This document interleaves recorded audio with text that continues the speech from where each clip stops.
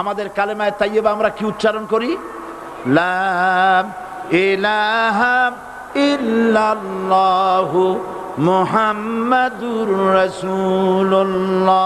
জোরে পড়েন লা ইলাহা ইল্লাল্লাহ, লা ইলাহা ইল্লাল্লাহু মুহাম্মাদুর রাসূলুল্লাহ।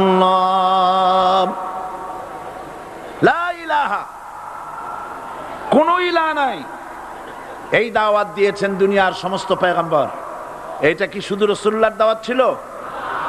সমস্ত নবীদের স্লোগান ছিল একটা। সমস্ত নবীদের স্লোগান ছিল কয়টা? সবাই বলুন, কি সেই স্লোগান? লা ইলাহা ইল্লাল্লাহ। কোরআন শরীফের ভিতরে ইলাহ শব্দ 147 বার এসেছে।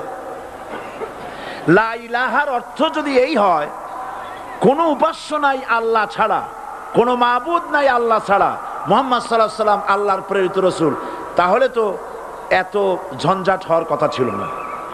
আপনারা বলেন, নবীরা যখনই এই দাওয়াত দিয়েছেন লা ইলাহা ইল্লাল্লাহ, তখন সংঘর্ষ হয়েছে কিনা? হয়েছে কিনা? বাধা আসছে কিনা? তাহলে এই কথাটা কি, যার কারণে এরকমের বাধা আসে? লা ইলাহা ইল্লাল্লাহ, এর চাইতে বিপ্লবাত্মক, এর চাইতে রিভলিউশন সৃষ্টিকারী কথা আল্লাহর আকাশের নিচে জমিনের উপরে আর একটাও হতে পারে না। লা ইলাহা ইল্লাল্লাহ। ইলাহ শব্দের অর্থ শুধু উপাস্য আর মাবুদ নয়। ইলাহ শব্দের অর্থ হচ্ছে আইনদাতা, ইলাহ শব্দের অর্থ হচ্ছে শাসনকর্তা, ইলাহ শব্দের অর্থ হচ্ছে বিধানদাতা। তো লা ইলাহা যখন একটি লোক ঘোষণা করে, তার অর্থ দাঁড়ায় কোনো আইনদাতা নাই, বিধানদাতা নাই, শাসনকর্তা নাই, কারো আইন মানি না, বিধান মানি না, শাসন মানি না, আল্লাহ ছাড়া। কে ছাড়া? আল্লাহ ছাড়া। এই কালেমার দাওয়াত যখন পয়গম্বরেরা দিয়েছেন, তখন 3 শ্রেণীর লোকেরা বাধা দিয়েছে। বলেন কয় শ্রেণী? সবাই বলেন। 3 শ্রেণীর লোকেরা বাধা দিয়েছে। লক্ষ্য করুন। 1 নম্বরে বাধা দিয়েছে রাষ্ট্র শক্তি। 1 নম্বরে বাধা দিল কারা? 2 নম্বরে বাধা দিয়েছে ধনাঢ্য ব্যক্তিবর্গ।